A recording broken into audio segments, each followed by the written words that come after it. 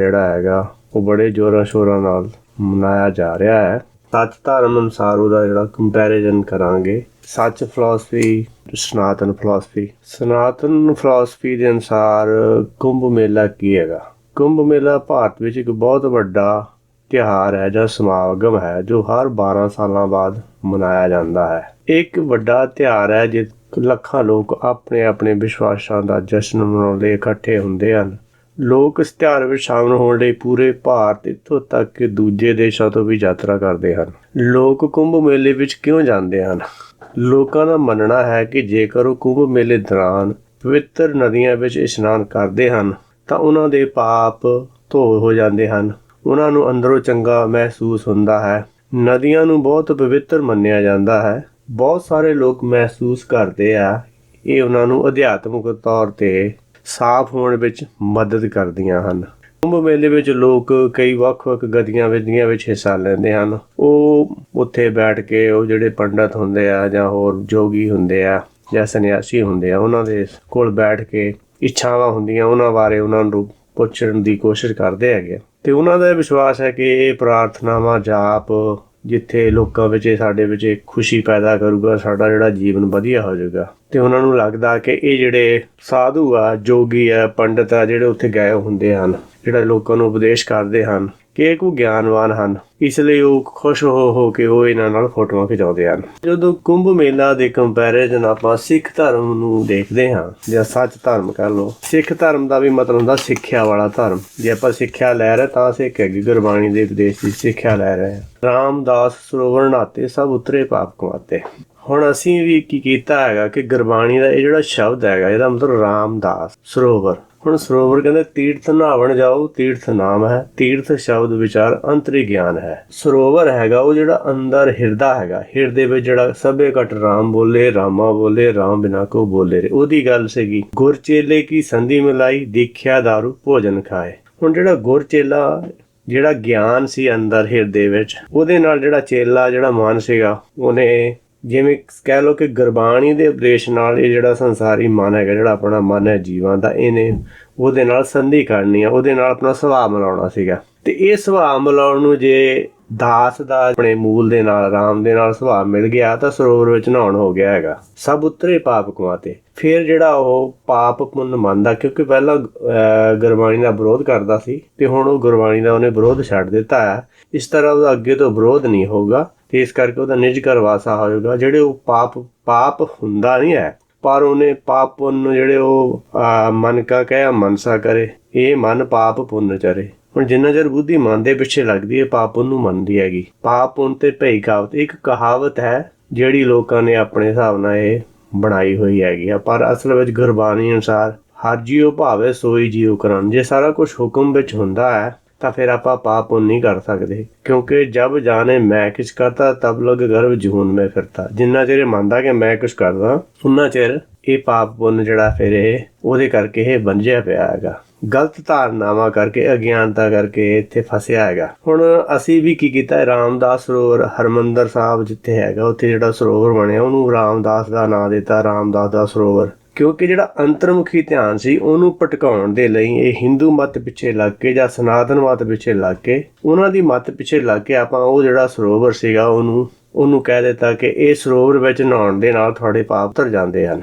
ਇਸੇ ਤਰ੍ਹਾਂ ਜਿਹੜਾ ਹਿੰਦੂ ਮੱਤ ਵਿੱਚ ਜਿਵੇਂ ਕੁੰਭ ਮੇਲੇ 'ਚ ਜੋ ਵੀ ਹੋ ਰਿਹਾ ਹੈ ਕਿ ਤੁਸੀਂ ਇੱਥੇ ਆਓਗੇ ਤਾਂ ਤੁਸੀਂ ਇਸ਼ਨਾਨ ਕਰੋਗੇ ਤਾਂ ਤੁਹਾਡੇ ਪਾਪ ਮਿਟ ਜਾਣਗੇ, ਅਤੇ ਉਹੋ ਹੀ ਅਸੀਂ ਕਰ ਰਹੇ ਹੈਗੇ। ਹੁਣ ਜੇ ਸਮਝ ਲਓ ਕਿ ਕੋਈ ਬੰਦਾ ਇੱਕ ਮਰਡਰ ਕਰਕੇ ਆ ਗਿਆ ਹੈਗਾ ਅਤੇ ਮਰਡਰ ਕਰਕੇ ਜਾ ਕੇ ਉਹ ਸਰੋਵਰ ਵਿੱਚ ਇਸ਼ਨਾਨ ਕਰ ਲਵੇ ਜਾਂ ਕੁੰਭ ਦੇ ਮੇਲੇ 'ਤੇ ਇਸ਼ਨਾਨ ਕਰ ਲਵੇ, ਕੀ ਤੁਸੀਂ ਸਮਝਦੇ ਹੋ ਕਿ ਉਹਦਾ ਜਿਹੜਾ ਹੈਗਾ ਗੁਨਾਹ ਮਾਫ਼ ਕੀਤਾ ਜਾ ਸਕਦਾ ਹੈਗਾ? ਇਸ ਤਰ੍ਹਾਂ ਜਿਹੜਾ ਇਹ ਗਲਤ ਧਾਰਨਾਵਾਂ ਨੂੰ ਜਨਮ ਦਿੱਤਾ ਗਿਆ ਅਗਿਆਨਤਾ ਕਰਕੇ, ਉਹਦੇ ਕਰਕੇ ਲੋਕ ਇਹਦੇ ਵਿੱਚ ਵਿਸ਼ਵਾਸ ਕਰਦੇ ਆ। ਇਸ ਤਰ੍ਹਾਂ ਹੁੰਦਾ ਨਹੀਂ ਹੈ। ਇਸੇ ਕਰਕੇ ਗੁਰਬਾਣੀ ਵਿੱਚ ਬਚਨ ਆਉਂਦਾ, ਮਨ ਮੈਲਾ ਸਭ ਕੁਛ ਮੈਲਾ, ਜਿਹਦੀ ਆਪਾਂ ਅੱਗੇ ਜਾ ਕੇ ਵਿਆਖਿਆ ਕਰਾਂਗੇ।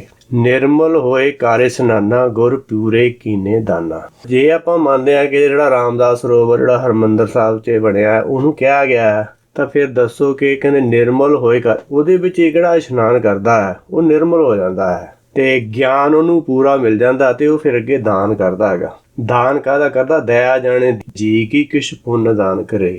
ਗੁਰਮੁਖੀ ਨਾਮਦਾਨ ਇਸ਼ਨਾਨ, ਜਿਹੜਾ ਗੁਰਮੁਖ ਹੁੰਦਾ ਹੈ, ਜਿਹੜਾ ਗਿਆਨਵਾਨ ਹੁੰਦਾ ਹੈ, ਜਿਹੜਾ ਗੁਰੂ ਦੀ ਮੱਤ ਪਿੱਛੇ ਚੱਲਦਾ ਹੈ, ਉਹਦਾ ਨਾਮ ਵਿੱਚ ਇਸ਼ਨਾਨ ਹੈ ਤੇ ਨਾਮ ਹੀ ਦਾਨ ਹੈਗਾ।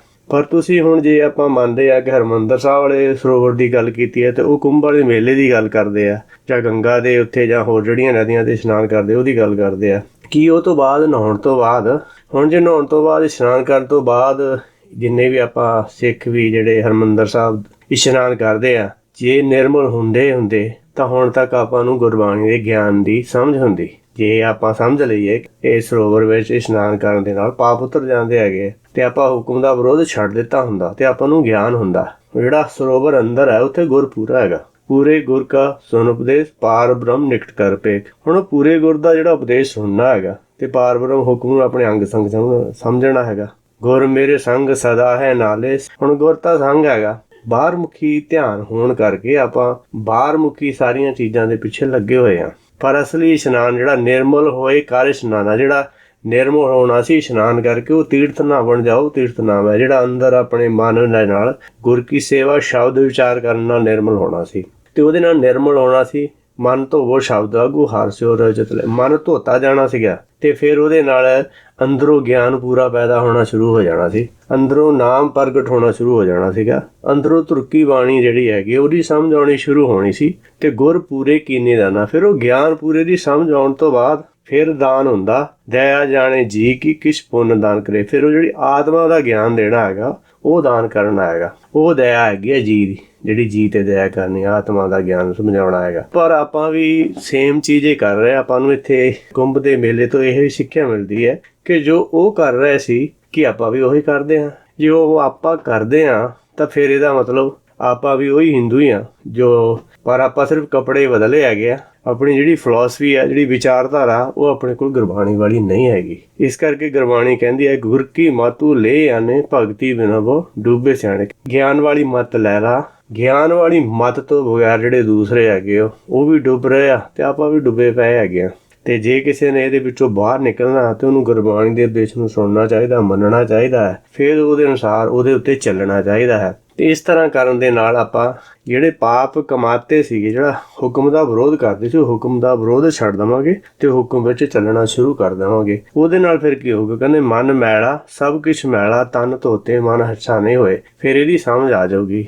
ਵਡਹੰਸ ਮਹੱਲਾ ਤੀਜਾ ਘਰ ਪਹਿਲਾ। ਇੱਕ ਓਂਕਾਰ ਸਤਿਗੁਰ ਪ੍ਰਸਾਦ। ਹੁਣ ਇੱਕ ਦਾ ਮਤਲਬ ਹੈ ਜਿਨ੍ਹਾਂ ਦਾ ਜਿਹੜੇ ਪਾਰ ਬ੍ਰਹਮ ਸਰੂਪ ਅਕਾਲ ਸਰੂਪ ਹੈ, ਜਿਨ੍ਹਾਂ ਨੂੰ ਪੂਰਨ ਗਿਆਨ ਹੈ, ਉਹਨਾਂ ਦੀ ਜਿਹੜੀ ਇੱਛਾ ਸ਼ਕਤੀ ਹੁਕਮ ਹੈਗਾ, ਉਹ ਹੁਕਮ ਦੁਆਰਾ ਜਿਹੜਾ ਸ਼ਬਦ ਗੁਰੂ ਜਿਹੜਾ ਸਤਿਗੁਰ ਪ੍ਰਸਾਦ, ਜਿਹੜੇ ਸੱਚ ਦੇ ਗਿਆਨ ਦਾ ਉਹਨਾਂ ਦਾ ਇਹ ਪ੍ਰਸਾਦ ਹੈਗਾ ਜਿਹੜਾ ਆਪਾਂ ਨੂੰ ਗਿਆਨ ਦੇ ਰਿਹਾ ਹੈ। ਇਸ ਤਰ੍ਹਾਂ ਆਪਾਂ ਸੱਚ ਦੇ ਗਿਆਨ ਦੇ ਪ੍ਰਸਾਦ ਦੁਆਰਾ ਆਪਾਂ ਇਸ ਸ਼ਬਦ ਨੂੰ ਸਮਝਣਾ ਹੈਗਾ। ਮਨ ਮੈਲਾ ਸਭ ਕਿਛ ਮੈਲਾ, ਤਨ ਧੋਤੇ ਮਨ ਹੱਛਾ ਨਾ ਹੋਈ। ਇਹ ਜਗਤ ਭਰਮ ਭੁਲਾਇਆ, ਬਿਰਲਾ ਬੂਝੈ ਕੋਈ। ਕਿ ਜਿੰਨਾ ਚਿਰ ਮਨ ਮੈਲਾ ਹੈ ਤੇ ਸਾਰਾ ਕੁਛ ਮੈਲਾ ਹੈਗਾ। ਜੇ ਮੇਰੇ ਅੰਦਰ ਅਗਿਆਨਤਾ ਹੈ, ਭਰਮ ਹੈ, ਮੇਰਾ ਮਨ ਜਿਹੜਾ ਮੈਲਾ ਹੈਗਾ, ਤੇ ਜੇ ਮੈਂ ਉਹਨੂੰ ਸਰੀਰ ਧੋਣ ਦੇ ਨਾਲ ਕਹਾਂ ਕਿ ਸਰੀਰ ਧੋਣ ਦੇ ਨਾਲ ਸ਼ੁੱਧ ਹੋ ਗਿਆ, ਤਾਂ ਇਹ ਸਰੀਰ ਧੋਣ ਦੇ ਨਾਲ ਇਹ ਸਾਫ਼ ਨਹੀਂ ਹੋ ਸਕਦਾ। ਕਿਉਂਕਿ ਗੁਰਬਾਣੀ ਦਾ ਸ਼ਬਦ ਹੈ ਮਨ ਧੋਵੋ ਸ਼ਬਦ ਲਾਗੋ ਹਰਿ ਸਿਉ ਰਹੋ ਚਿਤ ਲਾਇ। ਜੇ ਮਨ ਨੂੰ ਧੋਣਾ ਹੈਗਾ ਤੇ ਜਿਹੜੇ ਗੁਰਵਾਕ ਨਿਰਮਲ ਸਦਾ ਚਾਨਣ, ਸਾਚ ਤੀਰਥ ਮੱਜਣਾ। ਕਿਉਂਕਿ ਜਿਹੜੇ ਗੁਰਾਂ ਦੇ ਵਾਕ ਹੈਗੇ, ਉਹਨਾਂ ਦੇ ਜਿਹੜੇ ਬੋਲ ਹੈਗੇ ਆ, ਉਹਨਾਂ ਦੀ ਜਿਹੜੀ ਬਾਣੀ ਹੈਗੀ ਆ, ਉਹਦੇ ਨਾਲ ਧੋਵਾਂਗੇ ਤਾਂ ਜਾ ਕੇ ਇਹ ਸਾਫ਼ ਹੋ ਸਕਦਾ ਹੈ। ਸਰੀਰ ਧੋਣ ਦੇ ਨਾਲ ਇਹ ਮਨ ਅੱਛਾ ਨਹੀਂ ਹੋ ਸਕਦਾ। ਇਹ ਜਗਤ ਭਰਮ ਭੁਲਾਇਆ, ਬਿਰਲਾ ਬੂਝੇ ਕੋਈ। ਇਹ ਜਿਹੜਾ ਜਗਤ ਹੈਗਾ ਭਰਮ ਦੇ ਵਿੱਚ ਭੁੱਲਿਆ ਹੋਣ ਕਰਕੇ ਸਰੀਰ ਧੋਣ ਨੂੰ ਹੀ ਪਵਿੱਤਰਤਾ ਮੰਨੀ ਜਾਂਦਾ ਹੈ, ਸਰੀਰ ਧੋਣ ਨੂੰ ਹੀ ਸੁੱਚ ਮੰਨੀ ਜਾਂਦਾ ਹੈ। ਸਰੀਰ ਧੋਣ ਆਈ ਸਮਝਦਾ ਕਿ ਮੈਂ ਹੁਣ ਪਵਿੱਤਰ ਹੋ ਗਿਆ ਹਾਂ। ਗੁਰਬਾਣੀ ਦਾ ਸ਼ਬਦ ਹੈ ਸੂਚੇ ਇਹ ਨਾ ਆਕੀਆਂ, ਬਹਿਨ ਜੋ ਪਿੰਡਾ ਧੋਏ। ਸੂਚੇ ਸਹੀ ਨਾਨਕਾ ਜਿਨ ਮਨ ਵਸਿਆ ਸੋਏ। ਕਹਿੰਦੇ ਸੁੱਚੇ ਉਹਨਾਂ ਨੂੰ ਨਹੀਂ ਕਿਹਾ ਜਾਂਦਾ ਹੈ ਜਿਹੜੇ ਪਿੰਡਾਂ ਧੋਣ ਨੂੰ ਹੀ ਸੁੱਚਾ ਮੰਨਦੇ ਆ। ਸੁੱਚਾ ਉਹ ਹੈਗਾ ਜਿਨ੍ਹਾਂ ਦੇ ਮਨ ਵਿੱਚ ਹੁਕਮ ਵਸ ਜਾਂਦਾ ਹੈ, ਸ਼ਬਦ ਗੁਰੂ ਵਸ ਜਾਂਦਾ ਹੈ, ਹੁਕਮ ਵਿੱਚ ਚੱਲਦੇ ਹਨ। ਪਰ ਬਾਕੀ ਜਿਹੜਾ ਆਪਣੇ ਮਨ ਮਰਜ਼ੀ ਪਿੱਛੇ ਚੱਲਦੇ ਆ, ਇਹ ਜਿਹੜਾ ਜਗਤ ਆਪਣੀ ਮਰਜ਼ੀ ਪਿੱਛੇ ਚੱਲਣ ਕਰਕੇ ਭਰਮ ਦਾ ਭੁੱਲਿਆ ਹੈਗਾ ਤੇ ਜਿਹੜਾ ਬਾਹਰ ਸਰੀਰ ਧੋਣ ਨੂੰ ਹੀ ਮਨ ਦਾ ਧੋਣ ਕਹੀ ਜਾਂਦਾ ਹੈ। ਜਪ ਮਨ ਮੇਰੇ ਤੂੰ ਏਕੋ ਨਾਮ, ਸਤਿਗੁਰ ਦੀਆ ਮੋਕੋ ਇਹੋ ਨਿਧਾਨ। ਰਹਾਓ। ਇੱਥੇ ਸਤਿਗੁਰ ਜੀ ਉਪਦੇਸ਼ ਕਰਦੇ ਹਨ ਕਿ ਹੇ ਮੇਰੇ ਮਨ, ਜਪ ਦਾ ਮਤਲਬ ਸਮਝਣਾ ਏਕੋ ਨਾਮ, ਕਿ ਤੂੰ ਜੇ ਸਮਝਣਾ ਤੇ ਏਕੋ ਨਾਮ ਨੂੰ ਸਮਝ। ਹੁਣ ਅੱਗੇ ਗੁਰਬਾਣੀ ਵਿੱਚ ਬਚਨ ਆਉਂਦਾ, ਏਕੋ ਨਾਮ ਹੁਕਮ ਹੈ, ਨਾਨਕ ਸਤਿਗੁਰੀ ਦੀਆ ਬੁਝਾਏ। ਹੁਣ ਜਿਹੜਾ ਏਕੋ ਨਾਮ, ਜਿਹੜਾ ਸੱਚ ਦਾ ਗਿਆਨ, ਜਿਹੜਾ ਗੁਰਬਾਣੀ ਦਾ ਉਪਦੇਸ਼ ਹੈ, ਆਪਾਂ ਨੂੰ ਸਮਝਾ ਦਿੰਦਾ ਹੈ ਕਿ ਏਕੋ ਨਾਮ ਹੁਕਮ ਨੂੰ ਕਿਹਾ ਗਿਆ ਹੈਗਾ ਤੇ ਇਹਨੂੰ ਹੀ ਸਮਝਣਾ ਹੈ, ਕਿਉਂਕਿ ਹੁਕਮ ਬੂਝ ਪਰਮ ਪਦ ਪਾਈ। ਜੇ ਹੁਕਮ ਨੂੰ ਬੁੱਝ ਲਵਾਂਗੇ, ਹੁਕਮ ਵਿੱਚ ਚੱਲਾਂਗੇ ਤੇ ਆਪਾਂ ਨੂੰ ਪਤਾ ਲੱਗ ਜਾਊਗਾ ਕਿ ਆਪਣੇ ਹੱਥ ਵਿੱਚ ਕੁਛ ਨਹੀਂ ਹੈਗਾ।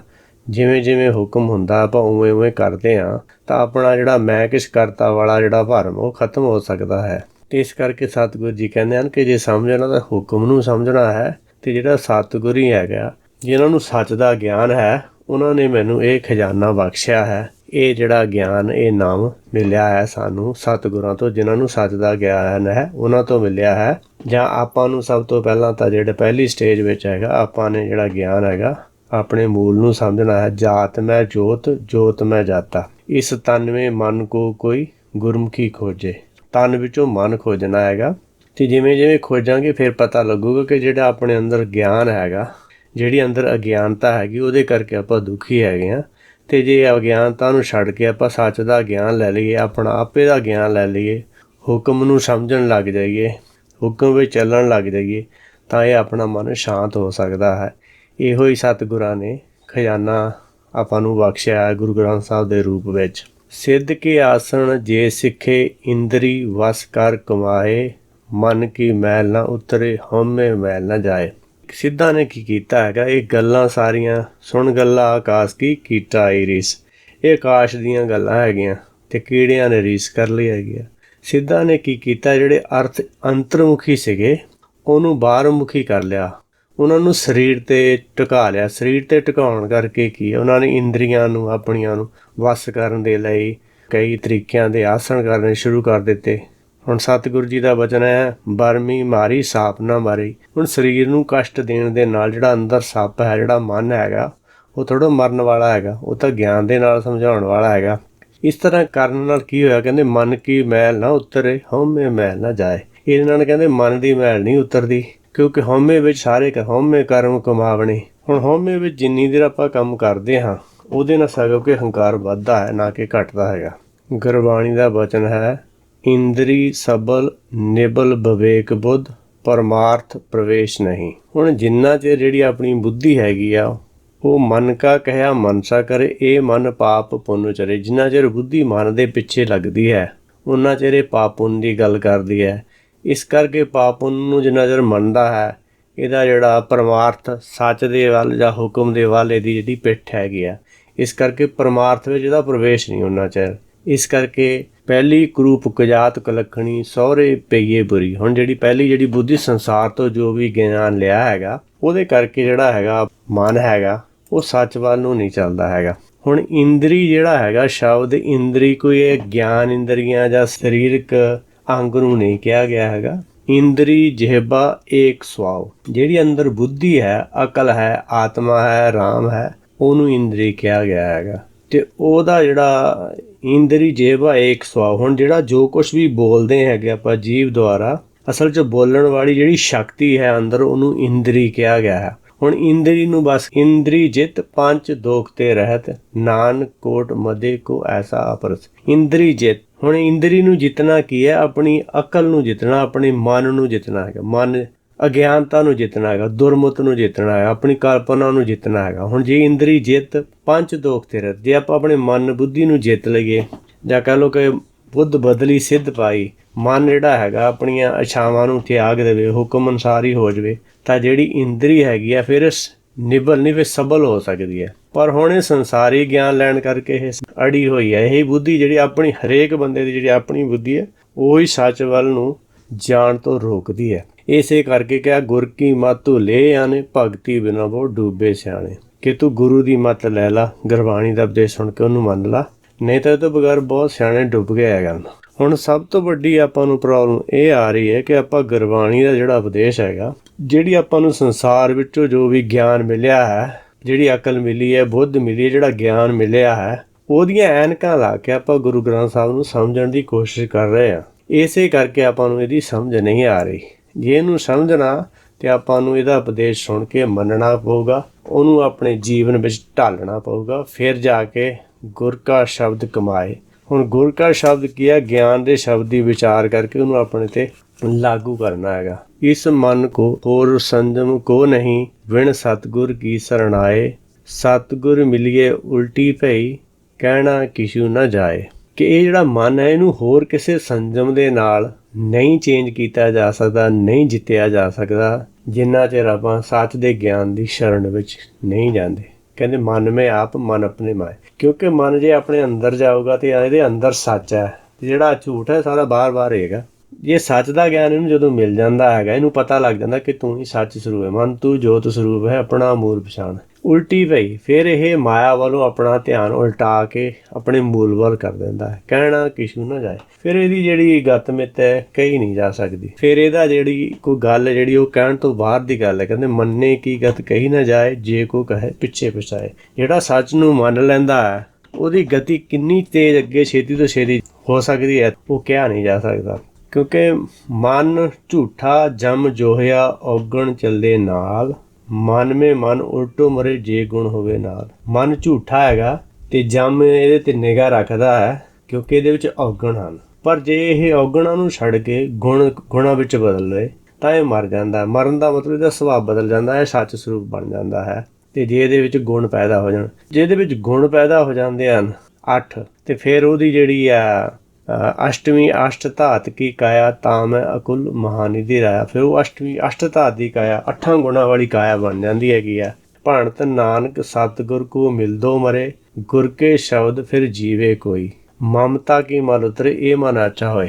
ਨਾਨਕ ਜੀ ਕਹਿੰਦੇ ਹਨ ਕਿ ਸੱਚ ਦਾ ਗਿਆਨ ਜਦੋਂ ਉਹਨੂੰ ਮਿਲਦਾ ਹੈਗਾ ਤੇ ਫਿਰ ਇਹ ਗੁਰ ਦੇ ਜਿਹੜੇ ਵਚਨ ਹੈਗੇ ਉਹਨਾਂ ਨੂੰ ਹਿਰਦੇ ਵਿੱਚ ਧਾਰਨ ਕਰ ਲੈਂਦਾ ਹੈ। ਜਦੋਂ ਧਾਰਨ ਕਰਦਾ, ਉਹ ਜਿਹੜਾ ਗਿਆਨ ਅੰਦਰ ਲੈ ਕੇ ਗਿਆ ਹੁੰਦਾ, ਜਿਹੜਾ ਅੰਦਰ ਲਿਆ ਹੁੰਦਾ, ਜਿਹੜਾ ਮੰਨਿਆ ਹੁੰਦਾ, ਉਹੀ ਗਿਆਨ ਦੀ ਜਦੋਂ ਸਮਝ ਆਉਂਦੀ ਹੈ, ਫਿਰ ਇਹਦਾ ਜਿਉਣਾ ਸ਼ੁਰੂ ਹੋ ਜਾਂਦਾ। ਆਖਾਂ ਜੀਵਾ ਵਿਸਰੇ ਮਰ ਜਾਓ। ਫਿਰ ਜਦੋਂ ਇਹ ਆਖਦਾ ਹੈ ਤੇ ਜਿਉਂਦਾ ਹੈ, ਤੇ ਜੇ ਨਹੀਂ ਸ਼ਬਦ ਦੀ ਵਿਚਾਰ ਕਰਦਾ, ਇੱਕ ਖਿਣ ਤਿੰਨ ਬਿਨ ਜੀਵਣਾ। ਜੇ ਇੱਕ ਛਿਣ ਵੀ ਸ਼ਬਦ ਦੀ ਵਿਚਾਰ ਨਹੀਂ ਕਰਦਾ ਤਾਂ ਉਹ ਜਨਮ ਨੂੰ ਬਿਰਥਾ ਸਮਝਦਾ। ਇਸ ਕਰਕੇ ਸ਼ਬਦ ਦੀ ਵਿਚਾਰ ਕਰਦਾ ਨਾ, ਇਸ ਤਰ੍ਹਾਂ ਉਹ ਜਿਉਂਦਾ ਰਹਿੰਦਾ ਹੈਗਾ। ਮਮਤਾ ਕੀ ਮਲ ਉਤਰੇ, ਇਹ ਮਨ ਉਚਾਏ। ਜੇ ਆਪਣੇ ਸਰੀਰ ਦਾ ਮੋਹ ਛੱਡੇ, ਮਾਇਆ ਦਾ ਮੋਹ ਛੱਡੇ, ਤਾਂ ਇਹ ਮਨ ਹੱਛਾ ਹੋ ਸਕਦਾ ਹੈ। ਜਿੰਨਾ ਚਿਹਰੇ ਦੇ ਅੰਦਰ ਸਰੀਰ ਨਾਲ ਮੋਹ ਹੈ, ਉਹਨਾਂ ਚਿਹਰੇ ਹੱਛਾ ਨਹੀਂ ਹੋ ਸਕਦਾ। ਤੇ ਸਤਿਗੁਰੂ ਜੀ ਇਹੋ ਹੀ ਉਪਦੇਸ਼ ਇਹਦੇ ਵਿੱਚ ਕਰ ਰਹੇ ਹੈਗੇ ਕਿ ਆਪਾਂ ਨੂੰ ਜਿਹੜਾ ਹੈਗਾ, ਸਭ ਤੋਂ ਪਹਿਲਾਂ ਇਸ ਤਨ ਮੇ ਮਨ ਕੋ ਕੋਈ ਗੁਰਮੁਖੀ ਖੋਜੇ। ਤਨ ਵਿੱਚੋਂ ਮਨ ਖੋਜਣਾ ਹੈਗਾ। ਜਾਤ ਮੈਂ ਜੋਤ, ਜੋਤ ਮੈਂ ਜਾਤਾ।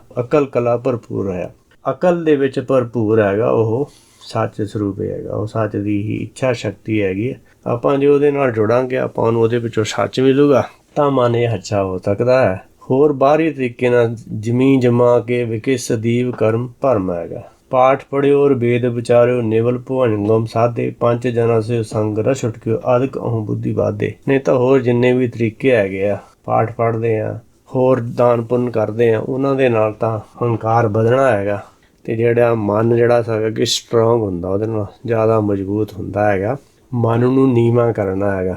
ਕਹਿੰਦੇ ਮਨ ਤੋਂ ਮੈਗਲ ਹੋਏ ਰਹਾ, ਕਿਉਂ ਇਹਦਾ ਹਾਥੀ ਬਣਿਆ ਹੈਗਾ ਤੇ ਛੁੱਟ ਕਿਵੇਂ ਜਾਏਗਾ। ਤੇ ਇਸ ਕਰਕੇ ਇਹਦੇ ਤੇ ਜਦੋਂ ਗਿਆਨ ਦਾ ਕੁੰਡਾ ਆਪਾਂ ਲਾਉਂਦੇ ਆ, ਗਿਆਨ ਵਿੱਚ ਇਹਨੂੰ ਚਲਾਉਂਦੇ ਆ, ਤਾਂ ਹੌਲੀ ਹੌਲੀ ਇਹਨੂੰ ਸ਼ਾਂਤੀ ਮਿਲਣੀ ਸ਼ੁਰੂ ਹੋ ਜਾਂਦੀ ਹੈ, ਸੁੱਖ ਮਿਲਣਾ ਸ਼ੁਰੂ ਹੋ ਜਾਂਦਾ। ਫਿਰ ਇਹ ਹੁਕਮ ਅਨੁਸਾਰੀ ਹੋ ਜਾਂਦਾ ਹੈ, ਤੇ ਫਿਰ ਹੁਕਮ ਅਨੁਸਾਰੀ ਹੋ ਕੇ ਇਹਨੂੰ ਇਹ ਸੱਚ ਸਰੂਪ ਬਣ ਜਾਂਦਾ। ਕਹਿੰਦੇ ਮਨ ਤੂੰ ਜੋਤ ਸਰੂਪ ਹੈ, ਆਪਣਾ ਮੂਲ ਪਛਾਣ। ਮਨ ਹਰ ਜੀਓ ਤੇਰੇ ਨਾਲ ਹੈ, ਗੁਰਮਤੀ ਰੰਗ ਮਾਣ। ਕਿਉਂਕਿ ਹਰ ਜਿਹੜਾ ਹੈਗਾ ਤੇਰਾ ਮੂਲ ਤੇਰੇ ਨਾਲ ਹੀ ਹੈਗਾ। ਉਹਦੀ ਮੱਤ ਲੈ ਲਾ ਤੇ ਤੂੰ ਵੀ ਸ਼ਾਂਤੀ ਵਿੱਚ ਬਸ ਅਬਨਾਸੀ ਹੋ ਸਕਦਾ, ਤੂੰ ਵੀ ਅਬਨਾਸੀ ਹੋ ਸਕਦਾ। ਹੁਣ ਜੋ ਉਪਜਿਓ ਸੋ ਬਿਨਸ ਹੈ, ਪਰੋ ਆਜ ਕੀ ਕੱਲ। ਹੁਣ ਜੋ ਪੈਦਾ ਹੋਇਆ ਉਹਨੇ ਤਾਂ ਮਰਨਾ ਹੀ ਹੈਗਾ। ਜਿਹੜੀ ਅਗਿਆਨਤਾ ਆਪਾਂ ਇੱਥੋਂ ਲਈ, ਇਹਨੇ ਤਾਂ ਮਰਨਾ ਹੈਗਾ। ਇਸ ਕਰਕੇ ਜਿਹੜਾ ਮਰਨਾ ਵੀ ਹੈਗਾ ਉਹ ਅਗਿਆਨਤਾ ਹੀ ਮਰਦੀ ਹੈ, ਜਿਹੜੀ ਜੋਤ ਤਾਂ ਮਰਦੀ ਨਹੀਂ ਹੈਗੀ। ਸ੍ਰਿਸ਼ਟੀ ਦਾ ਆਦਿ ਜੋਤ ਹੈ, ਪਰ ਜੋਤ ਜਿਹੜੀ ਅਨਾਦਿ ਹੈ, ਜੋਤ ਦਾ ਆਦਿ ਨਹੀਂ ਹੈਗੀ, ਅਨਾਹਦ ਵੀ ਹੋਈ ਹੈਗੀ ਆ। ਸ੍ਰੀ ਰਾਗ ਮਹੱਲਾ ਤੀਜਾ। ਕਾਇਆ ਸਾਧੇ ਉਰਦ ਤਪ ਕਰੇ, ਵਿੱਚੋਂ ਹਉਮੈ ਨਾ ਜਾਏ। ਅਧਿਆਤਮ ਕਰਮ ਜੇ ਕਰੇ, ਨਾਮ ਨ ਕਬਹੀ ਪਾਏ। ਗੁਰ ਕੇ ਸ਼ਬਦ ਜੀਵਤ ਮਰੈ, ਹਰ ਨਾਮ ਵਸੇ ਮਨ ਆਏ। ਤੇ ਗੁਰੂ ਜੀ ਉਪਦੇਸ਼ ਕਰਦੇ ਹਨ ਕਿ ਕਾਇਆ ਨੂੰ ਬੜਾ ਸਾਧਦਾ ਹੈਗਾ, ਕਿਉਂਕਿ ਜੇ ਅੰਦਰ ਜਿਹੜੀ ਕਾਇਆ ਹੈਗੀ ਆ, ਜਿਹੜੀ ਗੁਪਤ ਦੇਹੀ ਆ, ਉਹਦੇ ਵਿੱਚ ਅਗਿਆਨਤਾ ਹੈਗੀ ਆ, ਤੇ ਅਗਿਆਨਤਾ ਹੋਣ ਕਰਕੇ ਇਹ ਬਾਹਰ ਹੀ ਸਰੀਰ ਨੂੰ ਕਸ਼ਟ ਦੇ ਰਿਹਾ ਹੈ। ਉਰਧ ਤਪ ਕਰੇ। ਉਰਧ ਤਪ ਦਾ ਕੀ ਮਤਲਬ ਹੋਇਆ? ਉਰਧ ਤਪ ਦਾ ਮਤਲਬ ਮਾਇਆ ਦੇ ਪਿੱਛੇ ਭੱਜ ਰਿਹਾ ਹੈਗਾ, ਤੇ ਇਹਦੇ ਕਰਕੇ ਇਹਦੇ ਵਿੱਚ ਜਿਹੜਾ ਹਉਮੈ ਨਹੀਂ ਜਾ ਸਕਦੀ। ਹਉਮੈ ਹੀ ਬੰਧਨਾ ਫਿਰ ਜੋਨੀ ਪਾਏ। ਹਉਮੈ ਤਾਂ ਬੰਧਨ ਹੈਗਾ, ਤੇ ਉਹਦੇ ਕਰਕੇ ਮੁੜ ਮੁੜ ਜੂਨਾ ਚਾਹੁੰਦਾ ਹੈ। ਅਧਿਆਤਮ ਕਰਮ ਜੇ ਕਰੇ, ਅਸਲ 'ਚ ਗੱਲ ਤਾਂ ਅੰਦਰ ਦੀ ਸੀ। ਇਹਨੇ ਬਾਹਰ ਮੁਖੀ ਜਦੋਂ ਇਹ ਸ਼ਬਦਾਂ ਦੇ ਅਰਥ ਕਰ ਲਏ, ਸੱਚ ਨੂੰ ਸਮਝਣਾ ਚਾਹੁੰਦਾ ਹੈ, ਪਰ ਟਰਾਈ ਕਰਨ ਲੱਗ ਗਿਆ, ਉਲਟਾ ਤਪ ਕਰਨ ਲੱਗ ਗਿਆ। ਹੁਕਮ ਵਿੱਚ ਚੱਲਣ ਦੀ ਬਜਾਏ ਹੁਕਮ ਦਾ ਵਿਰੋਧ ਕਰਨ ਲੱਗ ਗਿਆ। ਲੱਤਾਂ ਤਾਂ ਨੂੰ ਕਰਕੇ, ਥੱਲੇ ਨੂੰ ਸਿਰ ਕਰਕੇ, ਜਿਹੜੇ ਜੋਗੀ ਹੈ ਥੱਲੇ ਧੂਣਾ ਵਾਲ ਕੇ ਤਪ ਕਰਦੇ ਸੀ, ਇਸ ਤਰ੍ਹਾਂ ਸਰੀਰ ਨੂੰ ਹੀ ਦੁੱਖ ਦਿੰਦੇ ਸੀ। ਪਰ ਉਹ ਕਾਇਆ ਜਿਹੜੀ ਸੀ ਅੰਦਰ ਅਗਿਆਨਤਾ, ਉਹਨੂੰ ਭੁੱਲ ਗਏ ਕਿ ਗੁਰਬਾਣੀ ਤਾਂ ਉਹ ਅੰਦਰਲੀ ਅਗਿਆਨਤਾ ਦੀ ਗੱਲ ਕਰ ਰਹੀ ਸੀ, ਤਾਂ ਆਪਾਂ ਸਰੀਰ ਦੇ ਬਾਹਰ ਹੀ ਕਸ਼ਟ ਦੇਣ ਲੱਗ ਗਏ ਹੈਗੇ। ਇਸ ਤਰ੍ਹਾਂ ਜਿਹੜੇ ਅਧਿਆਤਮਕ ਕਰਮ ਜਿੰਨੇ ਵੀ ਕੋਈ ਜਿਹੜਾ ਵੀ ਕਰੂਗਾ, ਉਹਦੇ ਨਾਲ ਨਾਮ ਨਾ ਕਬ ਹੀ ਪਾਏ। ਉਹਦੇ ਨਾਲ ਨਾਮ ਦੀ ਪ੍ਰਾਪਤੀ ਨਹੀਂ ਹੋ ਸਕਦੀ, ਗਿਆਨ ਦੀ ਪ੍ਰਾਪਤੀ ਨਹੀਂ ਹੋ ਸਕਦੀ, ਆਪਣੇ ਆਪ ਇਹਦਾ ਗਿਆਨ ਨਹੀਂ ਹੋ ਸਕਦਾ। ਗੁਰ ਕੇ ਸ਼ਬਦ ਜੀਵਤ ਮਰੈ, ਹਰ ਨਾਮ ਵਸੇ ਮਨ ਆਏ। ਜਿਹੜੇ ਗੁਰੂ ਦੇ ਸ਼ਬਦ ਹੈ, ਗੁਰ ਕੇ ਵਚਨ ਹੈਗੇ ਆ, ਉਹਨਾਂ ਨੂੰ ਸਮਝ ਲਵੇ, ਉਹਨਾਂ ਦਾ ਗਿਆਨ ਲੈ ਲਵੇ, ਜਾਂ ਕਹਿ ਲਓ ਕਿ ਗੁਰਬਾਣੀ ਦਾ ਜਿਹੜਾ ਉਪਦੇਸ਼ ਹੈ ਉਹਦੇ ਅਨੁਸਾਰ ਹੀ ਆਪਣਾ ਜੀਵਨ ਢਾਲ ਲਵੇ, ਤਾਂ ਜਿਉਂਦੇ ਜੀ ਮਰ ਸਕਦਾ ਹੈ। ਜੀਵਤ ਮਰੇ, ਆਪਣਾ ਸੁਭਾਅ ਬਦਲ ਲਵੇ। ਸੁਭਾਅ ਹੀ ਬਦਲਣਾ ਮਰਨਾ ਹੈਗਾ। ਹਰ ਨਾਮ ਵਸੇ ਮਨ ਆਏ। ਫਿਰ ਇਹਦੇ ਅੰਦਰ ਕੀ ਹੈ? ਜਿਹੜਾ ਸੱਚ ਦਾ ਗਿਆਨ ਉਹ ਵਸ ਜਾਂਦਾ ਹੈ। ਜਿਹੜਾ ਹੁਕਮ ਹੈ ਸ਼ਬਦ ਗੁਰੂ ਇਹਦੇ ਅੰਦਰ ਪ੍ਰਗਟ ਹੋ ਜਾਂਦਾ ਹੈਗਾ। ਪਰ ਜੇ ਗੁਰ ਕੇ ਬਚਨਾਂ ਦੁਆਰਾ, ਗੁਰ ਕੇ ਬਚਨ ਬਸੇ ਮੇਰੇ ਹੀਰੇ, ਸੰਗ ਪਨੀਤਾ ਦੇਹੀ। ਜੇ ਗੁਰਬਾਣੀ ਦਾ ਜਿਹੜਾ ਉਪਦੇਸ਼ ਆ, ਜਿਹੜੇ ਬੋਲ ਹੈਗੇ, ਉਹ ਹਿਰਦੇ ਵਿੱਚ ਵਸਾ ਲਵੇ, ਤਾਂ ਇਹਦੀ ਵੀ ਦੇਹੀ ਪਨੀਤਾ ਦੇਹੀ ਹੋ ਸਕਦੀ ਹੈ। ਸੁਣ ਮਨ ਮੇਰੇ ਭਜ ਸਤਿਗੁਰ ਸਰਣਾ, ਗੁਰ ਪ੍ਰਸਾਦੀ ਛੁਟੀਏ ਬਿਖ ਭਵਜਲ, ਸ਼ਬਦ ਗੁਰ ਤਰਨਾ। ਰਹਾਓ। ਕਹਿੰਦੇ ਹੇ ਮਨ ਮੇਰੇ, ਜੇ ਜੁੜਨਾ ਤਾਂ ਸੱਚ ਦੇ ਗਿਆਨ ਦੀ ਸ਼ਰਨ ਵਿੱਚ ਜਾ, ਸੱਚ ਦੇ ਗਿਆਨ ਨਾਲ ਜੁੜ, ਸੱਚ ਦੇ ਗਿਆਨ ਦੀ ਵਿਚਾਰ ਕਰ। ਹੋਰ ਸਾਖੀਆਂ ਇੱਧਰ ਉੱਧਰ ਜੋ ਵੀ ਲਿਖਿਆ ਹੈ ਉਹਨਾਂ ਦੇ ਪਿੱਛੇ ਨਾ ਜਾ, ਕਿਉਂਕਿ ਉਹਦੇ ਨਾਲ ਮੈਲ ਲੱਗੂਗੀ। ਮਨ ਮੈਲਾ, ਸਭ ਕੁਛ ਮੈਲਾ ਹੋ ਜਾਊਗਾ ਅਗਿਆਨਤਾ ਦੇ ਨਾਲ। ਦੁਰਮਤ ਬਾਧਾ ਸਰਪਣੀ ਖਾਧਾ, ਕਿਉਂਕਿ ਉਹ ਦੁਰਮਤ ਹੈਗਾ, ਉਹਦੇ ਵਿੱਚ ਸੱਚ ਤੋਂ ਦੂਰ ਜਾਣ ਵਾਲੀ ਮੱਤ ਹੈ, ਇੱਛਾਵਾਂ ਵਾਲੀ। ਉਹਦੇ ਨਾਲ ਤੇਰੇ ਅੰਦਰ ਅਗਿਆਨਤਾ ਪੈਦਾ ਹੋ ਜਾਊਗੀ। ਜੇ ਜਾਣਾ ਤਾਂ ਸ਼ਰਨ ਸੱਚ ਦੇ ਗਿਆਨ ਦੀ ਸ਼ਰਨ ਵਿੱਚ ਜਾ, ਸੱਚ ਦੇ ਗਿਆਨ ਨੂੰ ਸਮਝ, ਆਪਣੇ ਮੂਲ ਨੂੰ ਸਮਝ। ਫਿਰ ਕੀ ਹੋਊਗਾ? ਗਿਆਨ ਦੀ ਕਿਰਪਾ ਨਾਲ ਛੁੱਟ ਜਾਵਾਂਗੇ, ਤੇ ਬਿਖ ਭਵਜਲ, ਜਿਹੜਾ ਇਹ ਭਵਜਲ ਜਗਤ ਸੰਸਾਰ ਹੈ, ਸ਼ਬਦ ਗੁਰ ਤਰਨਾ, ਜਿਹੜਾ ਗੁਰਬਾਣੀ ਦਾ ਸ਼ਬਦ ਆ, ਗੁਰਬਾਣੀ ਦਾ ਉਪਦੇਸ਼ ਆ, ਉਹਦੇ ਨਾਲ ਗਿਆਨ ਮਿਲੂਗਾ। ਤੇ ਗਿਆਨ ਮਿਲਣ ਦੇ ਨਾਲ ਕੀ ਹੋਊਗਾ ਕਿ ਜਿਹੜਾ ਸੰਸਾਰ ਵਿੱਚੋਂ ਮਨ ਜਿਹੜਾ ਹੈਗਾ, ਮਨ ਮਾਇਆ ਮੈਂ ਫਸ ਰਹੇ ਹੋ ਨਿਕਸਤ ਨਹੀਂ। ਜਿਹੜਾ ਮਨ ਮਾਇਆ ਵਿੱਚ ਫਸ ਰਿਹਾ ਸੀ ਉਹ ਬਾਹਰ ਨਿਕਲ ਆਏਗਾ।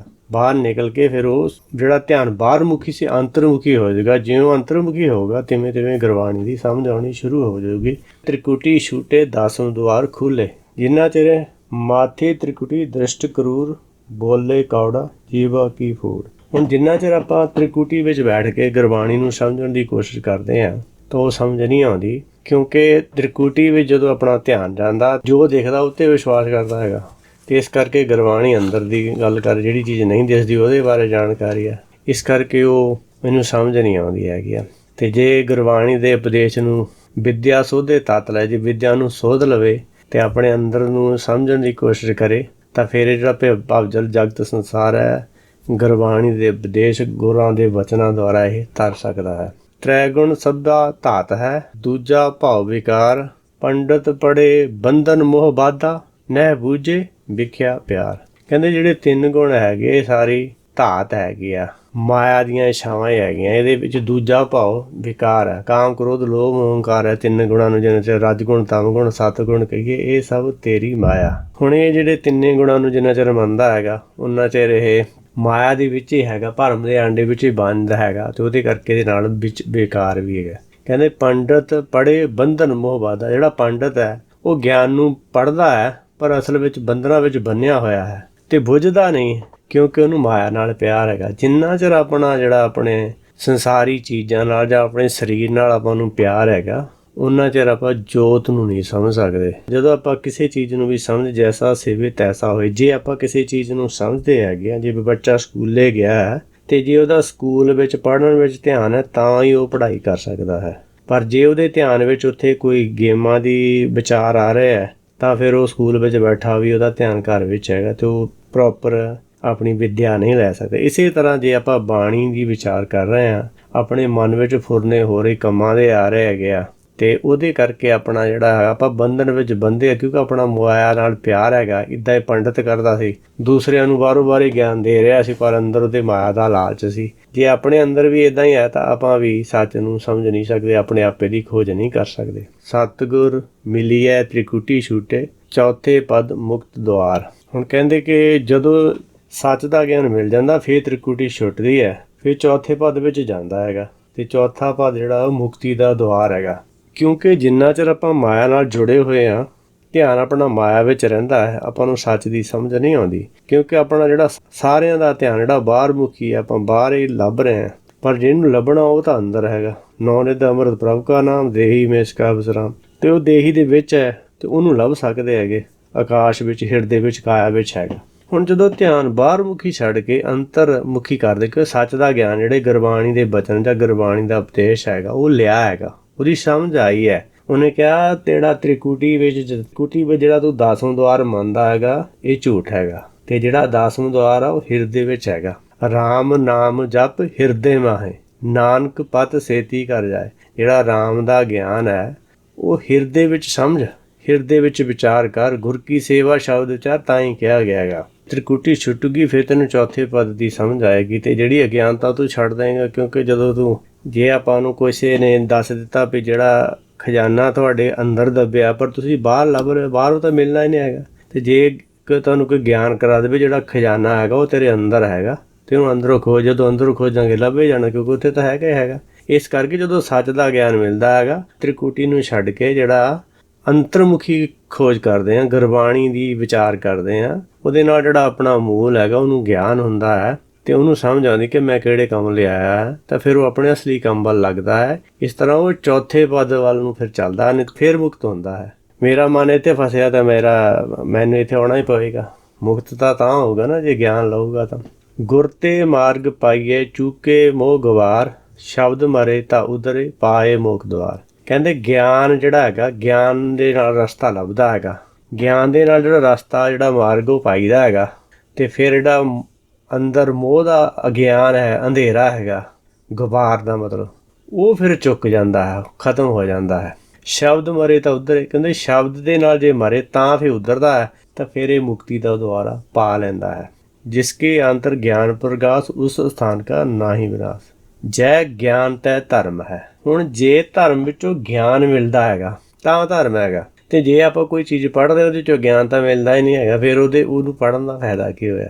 ਕਿ ਸ਼ਬਦ ਮਰੇ ਤਾਂ ਉਧਰੇ, ਗੁਰਬਾਣੀ ਦੇ ਜਿਹੜੇ ਬਚਨ ਹੈਗੇ ਉਹਨਾਂ ਨੂੰ ਆਪਣੇ ਉੱਤੇ ਢਾਲ ਲਵੇ, ਉਹਨਾਂ ਅਨੁਸਾਰ ਆਪਣਾ ਜਿਹੜੀ ਸਿੱਖਿਆ, ਜਿਹੜਾ ਆਪਣਾ ਅੰਦਰ ਵਿਚਾਰਧਾਰਾ ਉਹਦੇ ਅਨੁਸਾਰ ਹੀ ਬਣਾ ਲਵੇ, ਤਾਂ ਫਿਰ ਇਹ ਮੋਖ ਦੁਆਰਾ ਪਾਉਂਦਾ ਹੈ, ਤਾਂ ਇਹਨੂੰ ਮਾਰਗ ਮਿਲਦਾ। ਕਹਿੰਦੇ ਆਸਥਨ ਬਿਨ ਗਊ ਲਵੇਰੀ, ਪੈਂਡੇ ਬਿਨ ਬਾਟ ਕਨੇਰੀ, ਸਤਿਗੁਰ ਬਿਨ ਬਾਟ ਨਾ ਪਾਈ, ਕਹੇ ਕਬੀਰ ਸਮਝਾਈ। ਹੁਣ ਕਹਿੰਦੇ ਥਾਣਾ ਤੋਂ ਬਗੈਰ ਗਾਂ ਹੈਗੀ ਆ, ਪਰ ਲਵੇਰੀ ਹੈਗੀ ਹੈ, ਅਤੇ ਰਸਤੇ ਦੀ ਸਮਝ ਨਹੀਂ ਹੈਗੀ। ਪੈਂਡੇ ਬਿਨ ਬਾਟ, ਜੇ ਆਪਾਂ ਨੂੰ ਰਸਤੇ ਦੀ ਸਮਝ ਨਹੀਂ ਹੈਗੀ ਤਾਂ ਇਸ ਤਰ੍ਹਾਂ ਜਿਹੜੀ ਬਾਟ ਬਹੁਤ ਜ਼ਿਆਦਾ ਹੈਗੀ ਹੈ। ਕਹਿੰਦੇ ਸਤਿਗੁਰ ਬਿਨ ਬਾਟ ਨਾ ਪਾਈ, ਸੱਚ ਦੇ ਗਿਆਨ ਤੋਂ ਬਗੈਰ ਰਸਤੇ ਦੀ ਸਮਝ ਨਹੀਂ ਆਉਂਦੀ।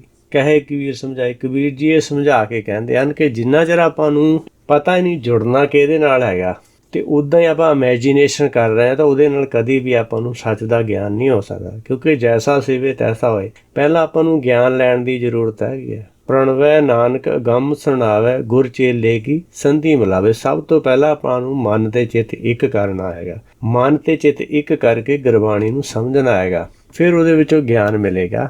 ਜੇ ਉਹ ਗਿਆਨ ਨੂੰ ਆਪਾਂ ਆਪਣੀ ਲਾਈਫ ਵਿੱਚ ਧਾਰਨ ਕਰ ਲਵਾਂਗੇ ਤਾਂ ਉਹ ਫਿਰ ਨਾਮ ਬਣ ਜਾਊਗਾ। ਗੁਰ ਪ੍ਰਸਾਦੀ ਮਿਲ ਰਹਿ, ਸੱਚ ਨਾਮ ਕਰਤਾਰ। ਹੁਣ ਜਿਹੜਾ ਸ਼ਬਦ ਮਰੇ ਤਾਂ ਉਧਰੇ ਪਾਏ ਮੁਖ ਦੁਆਰ। ਹੁਣ ਜਿਹੜਾ ਸ਼ਬਦ ਦੀ ਕਸਵੱਟੀ ਤੇ ਲਾਉਂਦਾ ਹੈਗਾ, ਵਿਚਾਰ ਮਾਰੇ ਤਰੇ ਤਾਰੇ, ਉਲਟੀ ਜੋਨੀ ਨਾ ਆਵੇ। ਜਿਹੜਾ ਵੀ ਕੋਈ ਵਿਚਾਰ ਆਉਂਦਾ, ਜੇ ਮਾਇਆ ਦਾ ਥਾਟ ਆ ਰਿਹਾ ਹੈਗਾ, ਤੇ ਸ਼ਬਦ ਦੀ ਕਸਵੱਟੀ ਤੇ ਲਾ ਕੇ ਦੇਖ ਲੈਂਦਾ ਕਿ ਆਪਾਂ ਨੂੰ ਇਹ ਸ਼ਾਂਤੀ ਵੱਲ ਲੈ ਕੇ ਜਾ ਰਿਹਾ ਜਾਂ ਅਸ਼ਾਂਤੀ ਵੱਲ ਲੈ ਕੇ ਜਾਏਗਾ। ਕਿਉਂਕਿ ਮਾਇਆ ਜਿਹੜੀ ਹੈ, ਕਬੀਰ ਮਾਇਆ ਡੋਲਣੀ ਪਵਨ ਚ ਘੋਲਣ ਹਾਰ, ਸੰਤੋ ਮਾਖਣ ਖਾਇਆ ਛਾਛ ਪੀਏ ਸੰਸਾਰ। ਕਿਉਂਕਿ ਮਾਇਆ ਵਿੱਚੋਂ ਖਾਲੀ ਹੈਗੀ ਹੈ, ਛੂਛੀ ਹੈ, ਛਾਇਆ ਛੂਛੀ। ਹੁਣ ਉਹ ਛੂਛੀ ਹੈ, ਉਹਦੇ ਪਿੱਛੇ ਜਿਹੜਾ ਵੀ ਮਨ ਜਾਊਗਾ ਤੇ ਉਹਦਾ ਨੁਕਸਾਨ ਹੀ ਹੋਣਾ ਹੈਗਾ। ਪਰ ਇਸ ਕਰਕੇ ਜੇ ਇਹ ਗੁਰਬਾਣੀ ਦੇ ਉਪਦੇਸ਼ ਦੁਆਰਾ ਆਪਣੇ ਮਨ ਨੂੰ ਚੇਂਜ ਕਰੀ ਜਾਊਗਾ ਤਾਂ ਫਿਰ ਕਹਿੰਦੇ ਗੁਰਪ੍ਰਸਾਦੀ ਮਿਲ ਰਿਹਾ, ਫਿਰ ਗਿਆਨ ਦੀ ਕਿਰਪਾ ਨਾਲ ਇਹ ਮਿਲਿਆ ਰਹਿੰਦਾ ਹੈਗਾ। ਸੱਚ ਨਾਮ ਕਰਤਾਰ, ਫਿਰ ਇਹ ਆਪ ਸੱਚ ਬਣ ਜਾਂਦਾ ਹੈ, ਹੁਕਮ ਤੋਂ ਹਾਕਮ ਬਣ ਜਾਂਦਾ ਹੈ, ਨਾਮ ਕਰਤਾਰ ਹੈ। ਕਹਿੰਦੇ ਐਸਾ ਨਾਮ ਨਿਰੰਜਨ ਹੋਏ ਜੇ ਕੋ ਮਨ ਜਾਣੇ ਮਨ ਕੋਏ। ਇਹ ਨਾਮ ਨਿਰੰਜਨ ਜਿਹੜਾ ਹੈਗਾ ਆਪਣੇ ਮੂਲ ਦਾ ਜਿਹੜਾ ਗਿਆਨ ਪਾ ਲੈਂਦਾ ਤੇ ਆਪੇ ਫਿਰ ਕਰਤਾਰ ਬਣ ਜਾਂਦਾ ਹੈਗਾ। ਇਹ ਮਨੁਆ ਅਤ ਸਬਲ ਹੈ, ਛੱਡੇ ਨਾ ਕਿਤੇ ਅਪਾਏ, ਦੂਜੇ ਭਾਏ ਦੁੱਖ ਲਾਇੰਦਾ ਬਹੁਤੀ ਦੇ ਸਜਾਏ, ਨਾਨਕ ਨਾਮ ਲੱਗੇ ਸੇ ਉਭਰੇ ਹਉਮੈ ਸ਼ਬਦ ਗਵਾਏ। ਮਨ ਹੈਗਾ ਬੜਾ ਸ਼ਕਤੀਸ਼ਾਲੀ ਹੈਗਾ, ਕਿਸੇ ਵੀ ਉਪਾਅ ਨਾਲ ਜਿਹੜਾ ਇਹ ਛੁੱਟ ਨਹੀਂ ਸਕਦਾ। ਜੇ ਕਹੀ ਆਪਣਾ ਮਨ ਨੂੰ ਜਿੱਤਣਾ ਹੈਗਾ ਨਾ, ਧੂਣੀਆਂ ਤਾਪ ਲਓ, ਤਪ ਕਰ ਲਓ, ਇੰਦਰੀਆਂ ਦੇ ਵਿੱਚ ਜੋਗੀ ਜਿਵੇਂ ਸੰਗਲੀਆਂ ਪਾ ਲੈਂਦੇ ਸੀ, ਇੱਦਾਂ ਦੇ ਕੰਮ ਵੀ ਕਰਦੇ ਸੀ। ਇੱਦਾਂ ਦੇ ਜਿੰਨੇ ਮਰਜ਼ੀ ਕਰਮ ਕਰ ਲਓ, ਇਹ ਮਨ ਜਿਹੜਾ ਵਸ ਨਹੀਂ ਆ ਸਕਦਾ। ਦੂਜੇ ਭਾਏ ਦੁੱਖ ਲਾਇੰਦਾ ਬਹੁਤੀ ਦੇ ਸਜਾਏ, ਕਿਉਂਕਿ ਦੂਜਾ ਭਾਵ ਹੈਗਾ ਮਾਇਆ ਦੀਆਂ ਜਿੰਨਾ ਚਿਰ ਇੱਛਾਵਾਂ ਹੈਗੀਆਂ, ਇਹਦੇ ਵਿੱਚ ਦੁੱਖ ਲੱਗਣਾ ਹੀ ਲੱਗਣਾ ਹੈ ਤੇ ਇਹਦੇ ਕਰਕੇ ਸਜ਼ਾਵਾਂ ਮਿਲਣੀਆਂ ਹੀ ਮਿਲਣੀਆਂ ਹੈਗੀਆਂ। ਕਿਉਂਕਿ ਜੇ ਸਰੀਰ ਨਾਲ ਜੁੜੇ ਆ, ਸਰੀਰ ਨੂੰ ਕਸ਼ਟ ਆਉਣੇ ਜਿਹੜੇ ਉਹ ਸੁਭਾਵਿਕ ਹੀ ਹੈਗੇ। ਨਾਨਕ ਨਾਮ ਲੱਗੇ ਸੇ ਉਭਰੇ ਹਉਮੈ ਸ਼ਬਦ ਗਵਾਏ। ਨਾਨਕ ਜੀ ਕਹਿੰਦੇ ਆ ਜਿਹਨੇ ਸ਼ਬਦ ਦੁਆਰਾ ਜਿਹੜਾ ਹੈਗਾ ਆਪਣੀ ਹਉਮੈ ਗਵਾਈ ਹੈਗੀ, ਹਉਮੈ ਖਤਮ ਕੀਤੀ ਹੈ, ਉਹ ਉੱਭਰਦੇ ਆ। ਬਾਕੀ ਜਿਹੜੇ ਦੂਸਰੇ ਆ ਹਉਮੈ ਹੀ ਬੰਧਨਾ ਫਿਰ ਜੋਨੀ ਪਾਏ, ਉਹ ਹਉਮੈ ਵਿੱਚ ਹੋਣ ਕਰਕੇ ਮੁੜ ਜੂਨਾ ਧਾਰਨ ਕਰਦੇ ਰਹਿੰਦੇ ਹਨ।